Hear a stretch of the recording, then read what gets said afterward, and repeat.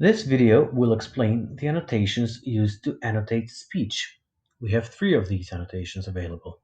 They are foreign speech, singing, and unintelligible. The foreign speech annotation is used to annotate whenever a speaker says a word that's not in the language that you transcribe. However, you should know that if that foreign speech is understood by most speakers who speak the language in which the transcription is done, those words shouldn't be labeled as foreign speech, but should be transcribed. One example is if a speaker speaks in English and says adios, meaning goodbye in Spanish. This should be transcribed as most English speakers would recognize this word.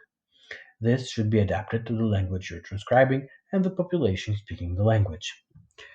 The singing annotation is used when someone is singing. Whenever you hear singing in your task, the lyrics of the song that is being sung should be transcribed and the segment should have the singing annotation attached. However, if the singing is done in a foreign language, you should select the foreign speech annotation.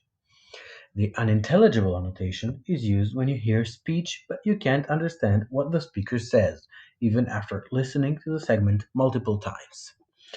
Please keep in mind that the words such as and which are considered interjections or filler words, should not be labeled as unintelligible.